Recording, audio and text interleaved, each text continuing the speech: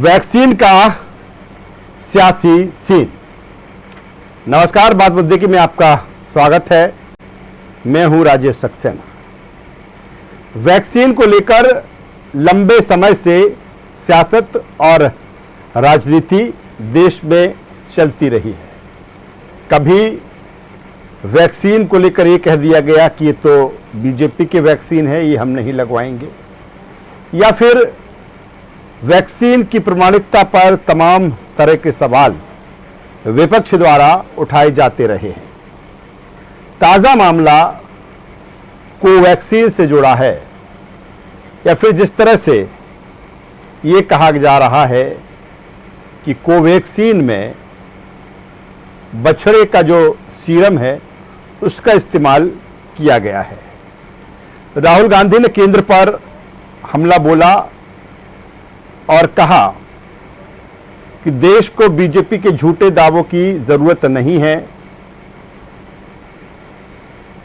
भाजपा झूठे नारों के जरिए टीकों की किल्लत को छिपा रही है, ये राहुल गांधी ने कहा है। दूसरी तरफ बीजेपी की बात करें तो राहुल के आरोपों पर पलटवार किया है। वैक्सीन पर बछड़े के सीरम होने पर नया विवाद छिड़ चुका है, लेकिन यह भी कहा जा रहा है कि यह कोई पहला मौका नहीं है कि जिसमें बछड़े के सीरम की बात आई हो। कोई भी वैक्सीन हो उसमें इसकी सीरम की जरूरत पड़ती है, आवश्यकता होती है, लेकिन कोवैक्सीन को लेकर कहा जा रहा है कि इसमें बछड़े का सीरम नहीं है। दूसरी तरफ वायरोलॉजिस्ट शाहिद जमील की अगर माने तो उनका कहना कि वैक्सीन बनाने की प्रक्रिया में गाय के बछड़े के ब्लड सीरम का इस्तेमाल होना कोई नई बात नहीं, रेबीज इन्फ्लुएंजा जैसी वैक्सीन में भी इस्तेमाल हुआ है। इसका मतलब ये नहीं है कि वैक्सीन में गाय के बछड़े का ब्लड सीरम है। ये सवाल ही बचकाना है। ये एक साइंटिफिक प्रक्रिया है, भारत ही नहीं दुनिया भर में इस प्रक्रिया को अपनाया जाता है। तो वैक्सीन पर जो सियासी सीन चल रहा है, आज हम इसी मुद्दे पर बातचीत करेंगे, चर्चा करेंगे, और जो अब घमासान एक बार फिर वैक्सीन को लेकर मचा है उस पर हम बात करेंगे।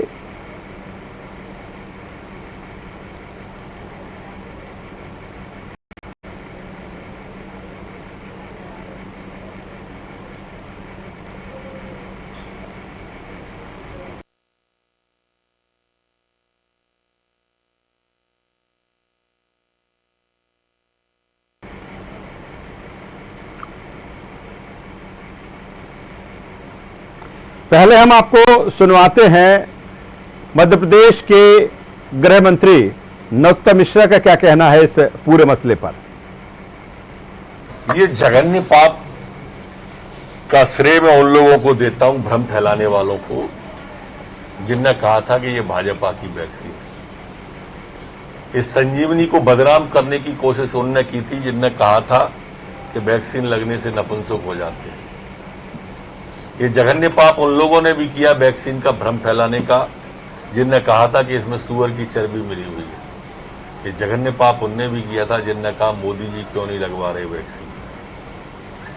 मित्रों, लोगों की जान के साथ में खिलवाड़ करने का पाप किया, वैक्सीन के बारे में भ्रम फैलाने का। मैं आप सबके माध्यम से प्रार्थना करता हूं कि वैक्सीन संजीवनी का काम कर रही है, अमृता का काम कर रही है।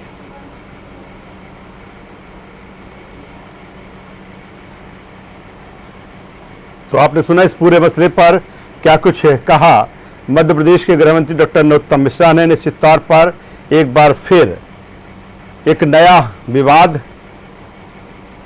छिड़ गया है वैक्सीन पर, और जहां कांग्रेस के सांसद राहुल गांधी ने तमाम तरह के सवाल वैक्सीन को लेकर उठाए, और एक बार फिर बीजेपी ने भी पलटवार किया है और कहा है कि वैक्सीन को लेकर किस तरह से सियासत की गई, किस तरह से राजनीति की गई। कभी ये कहा गया कि आप वैक्सीन लगवा लेंगे तो नपुंसक हो जाएंगे, कभी कहा गया कि इसमें सुअर की चर्बी है, कभी कहा गया कि पीएम नरेंद्र मोदी क्यों नहीं लगवाते ये जो वैक्सीन है, इसके अलावा ये बीजेपी की वैक्सीन है। तमाम तरह की सियासत, तमाम तरह की राजनीति इस पर चली, लेकिन अगर आखिरकार देखा जाए तो अब जिस तरह से वैक्सीन को लेकर इस बात पर भी राजनीति और सियासत हुई है कि वैक्सीन की कहीं ना कहीं कमी देखी जा रही है, पूरी तरीके से वैक्सीनेशन का काम तेजी से नहीं चल पा रहा है। आज इसी मुद्दे पर हम बातचीत करेंगे, जो ताज़ा मामला आया है, और चर्चा करेंगे।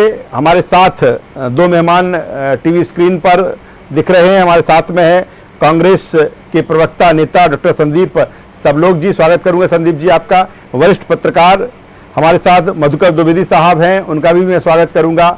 और चूंकि संदीप जी, मुझे लगता है कि आज हमारी डिबेट में आप हैं तो ये बेहतर है, क्योंकि जिस तरह की ये जंग छिड़ी हुई है, एक डॉक्टरी नज़र से देखें, एक चिकित्सकीय नज़र से देखें, क्योंकि बड़ा इंपॉर्टेंट है ये सारी चीज़ें। क्योंकि जिस तरह से नया ये विवाद जो छिड़ा कि आप इसमें बछड़े का जो सीरम कोवैक्सीन को लेकर कहा जा रहा है, इसमें उसी को लेकर कांग्रेस सवाल खड़े कर रही है। लेकिन दूसरी तरफ अगर हम विशेषज्ञों का पक्ष देखें तो ये कहा जा रहा है कि लंबे समय से वैक्सीन में इसका इस्तेमाल होता रहा है, इसमें पोलियो के वैक्सीन में इसका इस्तेमाल हुआ है। तो फिर आखिर जो ये विवाद है, आखिर किस बात को लेकर है? सिर्फ सियासत और राजनीति चमकाने के लिए, या फिर इसके पीछे कोई तथ्य भी है? जी, बड़ी स्पष्ट सी बात है कि जो वैक्सीन का काम संक्रमण से बचाने के लिए इसको किया गया है, थोड़ा सा साउंड ठीक कराइए जी। हो रहा है साउंड, मेरी जो टेक्निकल टीम है सुन रही होगी कि एक बेहतर तरीके से संदीप सबलोग जी का जो ऑडियो हो वो पहुंचे। चेहरा तो बिल्कुल साफ अच्छा दिख रहा है, लेकिन जो आवाज है, मेन काम जिसका है, वो अभी ठीक नहीं आ रही है। और शायद टेक्निकल टीम ये हमारी सुन रही है, और कुछ ही सेकंड में बेहतर तरीके से हम संदीप सबलोग जी से बात कर पाएंगे। एक बार फिर मैं आपको ब्रीफ कर दूं कि जिस तरह से नया विवाद छिड़ा है वैक्सीन को लेकर, और इस बात को लेकर कि कहीं ना कहीं इसमें जो बछड़े का, संदीप जी की आवाज़ क्लियर नहीं आ रही है, उनके साथ प्रॉब्लम है, टेक्निकल टीम इस पर जरूर ध्यान देगी। तो संदीप जी आप बोलना शुरू करिए, शायद आपकी आवाज़ अब बेहतर तरीके से मिलेगी। जी जी, जिस तरह से पूरे देश में हमारे कोरोना संक्रमण की लहर और चपेट आई, पूरा देश जिस समय हाहाकार कर रहा था जी, और ये बात आई कि रक्षा कवच के रूप में वैक्सीनेशन का काम पूरे देश में लोगों को किया जाना चाहिए।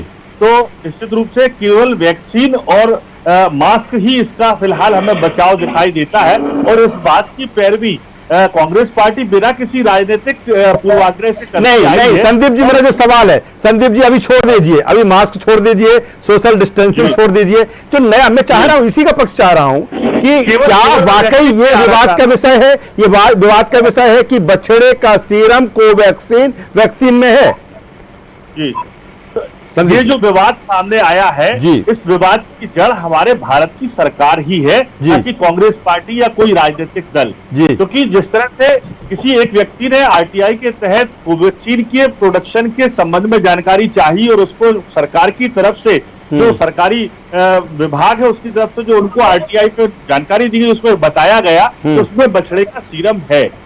ये देश के लिए धार्मिक आस्थाओं का भी प्रश्न है। हमारा देश अहिंसा का पक्षधर है, हमारा देश जीव हत्या का विरोधी है, और इस तरह की कोई बात आती है तो मैं तो चाहता हूं कि ये शब्द का हम दोबारा इस पूरी डिबेट में उपयोग ही ना करें, बल्कि हम ये बात करें कि यदि इस तरह की कोई भ्रमपूर्ण बात सामने आई है तो सरकार की ये जिम्मेदारी बनती है। लेकिन क्या जिस सूचना के तहत निकाला गया, क्या उसमें ये कहा गया है कि कोवैक्सीन में बछड़े का सीरम है? ये जरूर बात सामने आई है कि कोई भी वैक्सीन बनती है उसमें बछड़े के सीरम का इस्तेमाल होता है, ये लंबे समय से होता आया है। तो सवाल इस बात को लेकर है कि अगर उसमें ये जानकारी आई है कि नहीं बछड़े के सीरम का इस्तेमाल होता है, लेकिन कोवैक्सीन को लेकर जिस पर सवाल उठ रहे हैं उस पर तो साफ तौर पर कहा जा रहा है कि उसमें नहीं है। लेकिन आरटीआई में जो जवाब दिया गया है उसमें बड़ा स्पष्ट बताया गया है कि इसके जो वैक्सीन बन रही है उसमें जो है बछड़े के सीरम का उपयोग किया गया है। ठीक है, यदि ऐसा है तो मैं इस विवाद की ओर बिल्कुल नहीं ले जाना चाहता हूँ, ना मैं विवाद का विषय बनाना चाहता हूँ, क्योंकि लेकिन कांग्रेस तो बना रही है ना संदीप जी, इसीलिए तो हम डिबेट कर रहे हैं। जनता को बचाने का विषय है। देखिए, हमें इंसान को बचाना है, देश की जनता को बचाना है, ये विषय हमारे लिए महत्वपूर्ण है। ये विषय महत्वपूर्ण नहीं कि उसमें किसका सीरम है और क्या है। अगर है स्पष्ट कर देना चाहिए। हाँ। अगर दवाइयों में इसका उपयोग होता है तो कोई नई बात नहीं। चलिए, आपने कहा स्पष्ट करना देना, चलिए दोबारा आपके पास में आता हूं, वो स्पष्टीकरण भी बताऊंगा, चाहे स्वास्थ्य मंत्रालय की बात हो या अन्य विशेषज्ञों की बात हो, जो वर्जन वो आए हैं, मैं उस पर भी आपसे चर्चा करूंगा। हमारे साथ में ब्रजगोपाल लोहिया साहब जुड़ गए हैं, बीजेपी के वरिष्ठ नेता प्रवक्ता। लोहिया साहब, स्वागत करूंगा आपका। और सीधा सा सवाल, जिस तरह से वैक्सीन को लेकर उसमें बछड़े के सीरम की बात सामने आई है, हालांकि ये विशेषज्ञों की तरफ से आ चुका है कि नहीं, बछड़े के सीरम का इस्तेमाल लंबे समय से होता आया है, लेकिन विवाद का विषय उसी वैक्सीन को लेकर है, जिस पर तमाम तरह के सवाल पहले भी उठते रहे हैं। हालांकि जिस कोवैक्सीन को लेकर कांग्रेस कह रही है, उस पर यह बात नहीं आई है कि उसमें बछड़े का सीरम है कि नहीं है। आपसे जवाब चाहूंगा। देखिए, मैं दो बातें बताऊं। पहले तो मैं वैक्सीन की बात करूं जी। ये स्पष्ट कहा गया है कि वैक्सीन में बछड़े का सीरम नहीं है, परंतु वैक्सीन में जब कॉपी किया जाता है किसी वायरस को, तब बछड़े के सीरम का इस्तेमाल किया जाता है, और उसके बाद जिन रासायनिक प्रक्रियाओं से होकर वो मटेरियल गुजरता है, उसके बाद उसमें बछड़े का सीरम नहीं होता है। ये दोनों चीजें स्पष्ट कर दी गई हैं। एक और बात मैं आपसे इससे अलग से कहूं, उसमें यह भी लिखा गया है कि सभी वैक्सीनों में इसका इस्तेमाल होता है, सभी में। पोलियो की जो 2 बूंद जिंदगी के हैं उसमें भी होता है। तीसरी बात जो सबसे महत्वपूर्ण है, महत्वपूर्ण यह है कि आपने सिर्फ जो RTI लगाई और वो कांग्रेस के कोऑर्डिनेटर ने जारी करी, वो सिर्फ कोवैक्सीन को लेकर क्यों, ये कांग्रेस की मंशा पर प्रश्न चिन्ह यहाँ आता है, क्योंकि वह भारतीय वैक्सीन है। दुनिया के बहुत सारे देश उसे मान्यता देने में आनाकानी कर रहे हैं, और आनाकानी करने के पीछे का कारण यह है कि आज पूरी दुनिया में एकमात्र वैक्सीन है जिसका ट्रायल 2 से 6 साल के बच्चों पर शुरू हुआ है। दरअसल कांग्रेस पार्टी जो विदेशी हाथों में खेलती है, ये भारतीय जो हमारे उत्पाद हैं इनको पीछे ढकेलकर दूसरों को आगे करना चाहते हैं। यदि RTI लगाई थी तो क्यों नहीं लगाई कि कोविशील्ड में क्या क्या उपयोग हुआ है, क्यों नहीं लगाई कि मॉडर्ना ने क्या क्या उपयोग किया है, क्यों नहीं लगाई कि फाइजर का मटेरियल क्या है, नहीं लगाएंगे, नहीं लगाएंगे, क्योंकि आपको भारतीयता से नफरत है। ये जो कांग्रेस की भाषा है, यही आप याद करिए राजेश जी, समझिए इस खेल को, कि जनवरी में जब भारतीय वैक्सीनें आई तब कांग्रेस पार्टी ने कहा कि ये भाजपा की वैक्सीन है, ये मोदी की वैक्सीन है, इसको हम नहीं लगवाएंगे। कांग्रेस ने कभी नहीं कहा, लोहिया जी माफी चाहूंगा, मैं बीच में आपको टोक रहा हूँ, कांग्रेस ने कभी नहीं कहा ये देश की वैक्सीन है, ये देश के लोगों के लिए है और देश के लोगों को स्वीकार है। कांग्रेस ने कभी नहीं कहा। संदीप जी आऊंगा, संदीप जी आऊंगा। हम लोग जिस टेक्निक से जुड़े हुए संदीप जी, कहीं ना कहीं एक एक करके बोलेंगे तो बेहतर आवाज आएगी। लोहिया साहब जी। संदीप जी, क्या सिंहदेव आपके स्वास्थ्य मंत्री हैं छत्तीसगढ़ सरकार में?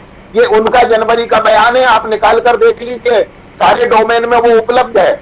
मैं नहीं कह रहा हूं। अब दूसरी बात, आपके यहाँ तो ये आप चाहे जब कह दोगे कि ये कांग्रेस की बात नहीं है, क्योंकि आपके यहाँ तो ये है कि जो आपके जो राजकुमार है वो जो कहेंगे वो बात होती है, परंतु हमारे यहाँ तो हम ये मानते हैं कि स्वास्थ्य मंत्री की बात बहुत महत्वपूर्ण होती है। फिर मैं राजेश जी आपको दूसरा जिक्र करूंगा। इसके बाद आप देखिए कि किस तरह से ये बात फैलाने की कोशिश हुई अप्रैल में कि मेरे बच्चों की वैक्सीन कहाँ गई। पूरी दुनिया में बच्चों की कहीं वैक्सीन नहीं थी, परंतु ये ट्वीट किया गया इस हैंडल से कि बच्चों की वैक्सीन कहाँ गई।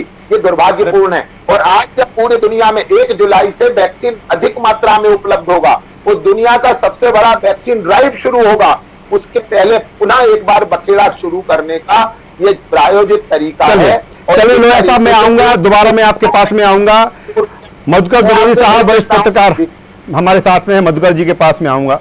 मधुकर जी, इस बछड़े को लेकर नया जो बखेड़ा अब सामने आया है वैक्सीन को लेकर, क्योंकि एक तरफ हम एक समय वो था जब हम लगातार इंतजार कर रहे थे इस हमारे देश के लोग कि कब वो वैक्सीन आए, कब कोरोना के जंग के खिलाफ एक हथियार आए जिसको हम कोरोना के सामने उसको चला सकें। लेकिन जब वैक्सीन आना शुरू हुई तो तमाम तरह के सवाल उस पर खड़े होते रहे हैं। फिर वैक्सीन की कमी भी देखी गई, अब कहीं ना कहीं धीरे धीरे कमी भी कहीं पूरी हो रही है।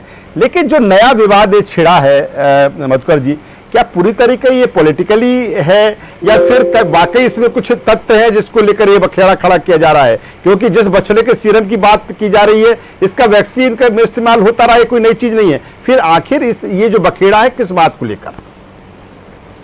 देखिए, शुरू से ही वैक्सीन का राजनीतिकरण कर दिया गया जी।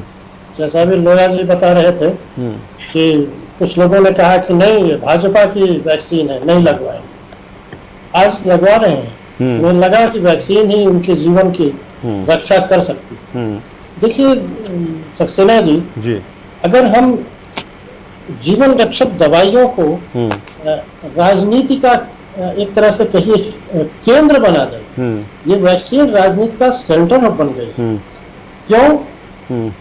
कुछ हमारे समाज में विघ्न संतोषी लोग होते हैं, उनका काम ही विघ्न डालना होता है। अब वो तत्व कौन है? वो राजनीतिक तत्व है या गैर राजनीतिक तत्व है या विदेशी तत्व है या वो तत्व है जो नहीं चाहते कि भारत में के लोगों का स्वास्थ्य अच्छा रहे। लेकिन ये जो बात आई है इसकी जांच तो होनी चाहिए। अगर किसी ने सवाल उठाया है तो स्वाभाविक तौर से जांच होनी चाहिए इसकी। और इस देश के वैज्ञानिक हैं, बड़े बड़े डॉक्टर हैं, वो लोग अगर इस दिशा पे कुछ बोले तब बात समझ में आती है। लेकिन अगर राजनीतिक लोग अगर इस तरह कोई भी एक तरह से बात कह करके और पब्लिसिटी ले लें और सवालात खड़े कर दें वैक्सीन पर, तो मुझे ऐसा लगता है उसको लोग बहुत गंभीरता से नहीं लेते। लेकिन अगर सवाल उठाए गए हैं, अगर आरटीआई एक्ट के तहत कोई जानकारी हासिल हुई है तो उसका एक प्रावधान होता है और वो जानकारी अगर दी गई है तो गलत नहीं होगी। और अगर गलत है तो ये उसका प्रमाणीकरण भी होना चाहिए। क्योंकि देखिए ऐसी बातें जब उठती हैं तो लोग उस पर उंगली उठाते हैं। हमारा देश जो है आध्यात्मिक लोगों से भी एक तरह से रिश्ता है वैक्सीन का। अगर आध्यात्मिक लोगों को लगेगा कि इस वैक्सीन में ऐसी चीजें हैं जिसका आप जिक्र कर रहे थे और सभी लोग जिक्र कर रहे हैं, तो एक आस्था प्रभावित होती है इससे।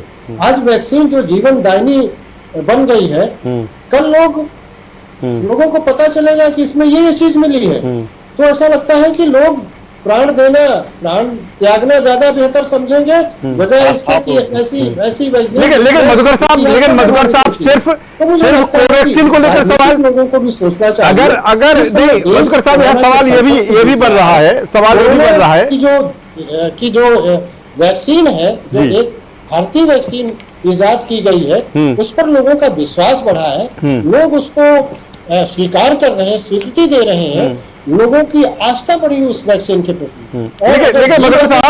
लेकिन मधुकर साहब एक सवाल है यहाँ पर, मधुकर जी एक सवाल इस बात को लेकर है कि अगर बछड़े जो विशेषज्ञों की अगर बात की जाए कि विशेषज्ञों की इसमें क्या है, तो पूरी तरीके से चीजें सामने आ रही हैं कि नहीं कोई भी वैक्सीन हो उसमें बछड़े के सीरम का इस्तेमाल होता है।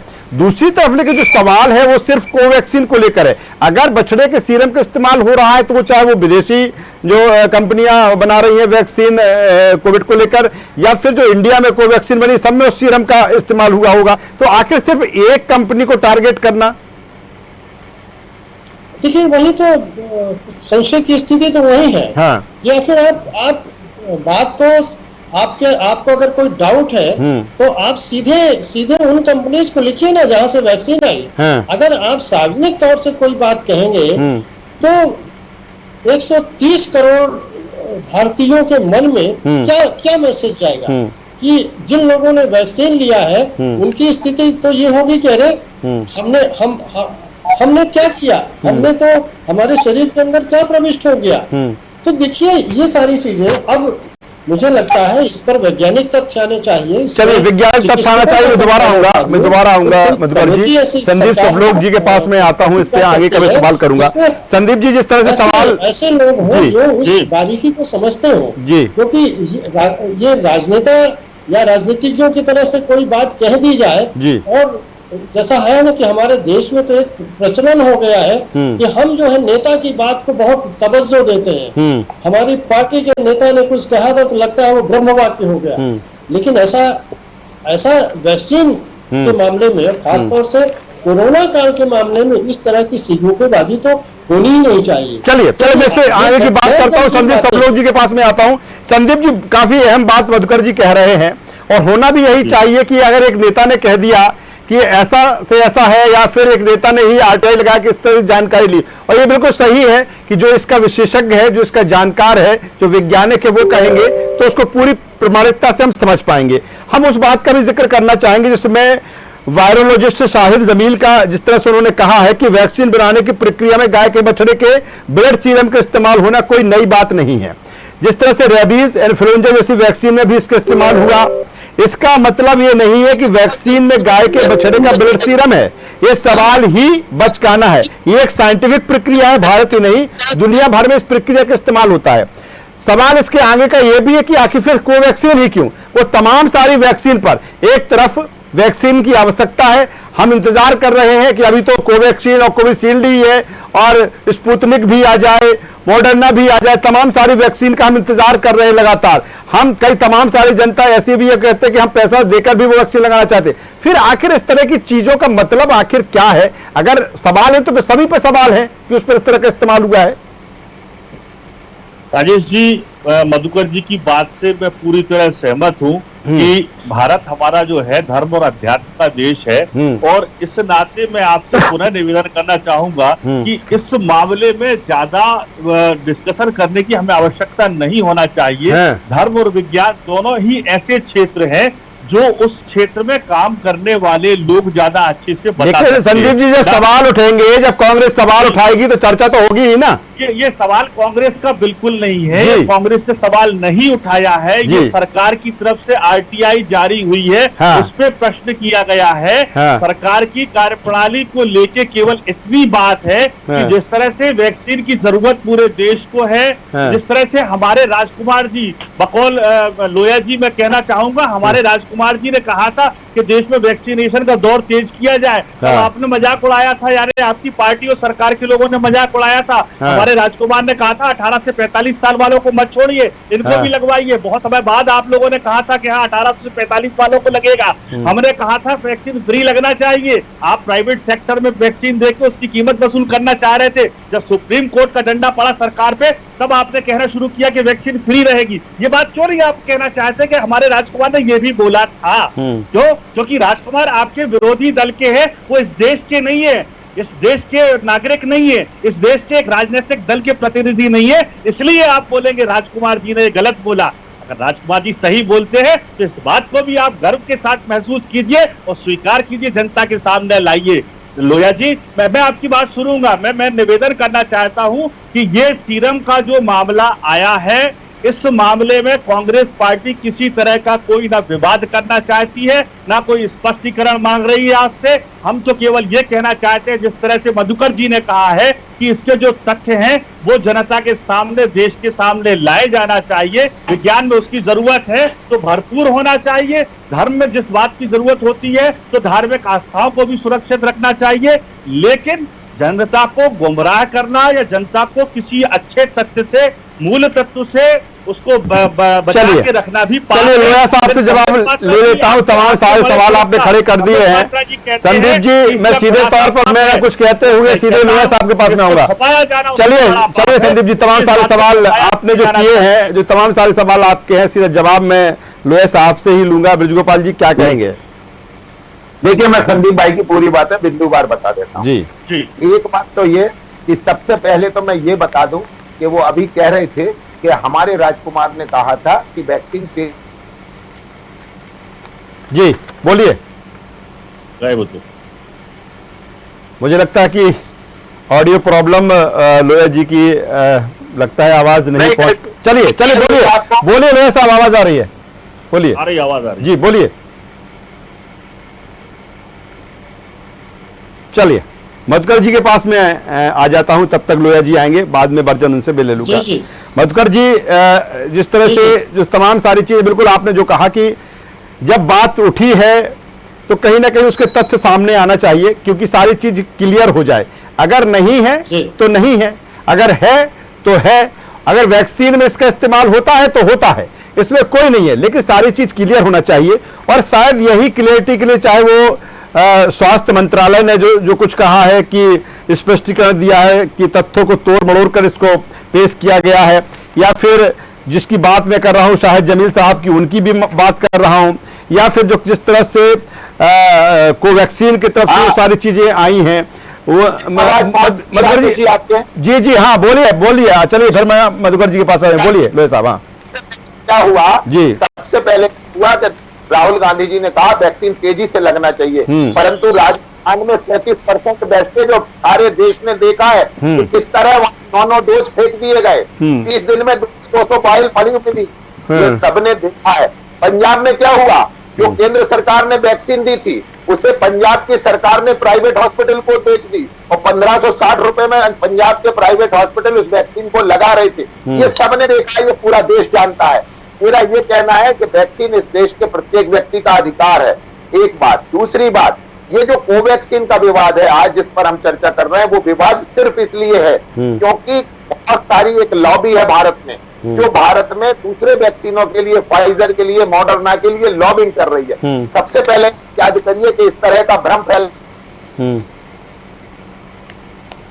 चलिए वक्त कम है, मधुकर जी के पास में आता हूं, उसी को आगे बढ़ाऊंगा सवाल का, लॉबी को लेकर। चलिए मधुकर जी के पास में, चलिए मैं सीधे मधुकर जी के पास में आऊंगा। चलिए संदीप जी प्लीज, बहुत वक्त कम है, बहुत कम वक्त बाकी है डिबेट का लेकर। मधुकर जी के पास में आ जाता हूँ। लोहिया साहब ने जो सवाल खड़ा किया उसी पर मैं आप सीधे तौर पे आऊंगा।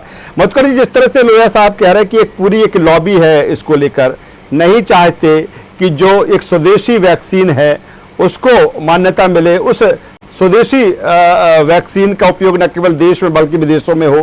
क्या ये भी बात मानी जा सकती है कि एक लॉबिंग के जरिए तमाम जो बड़ी कंपनियां हैं जिन्होंने वैक्सीन का निर्माण किया और कहीं ना कहीं कोवैक्सीन को इस तरह से परमिशन देने के लिए, अनुमति देने के लिए इस तरह की बातें हो सकती हैं?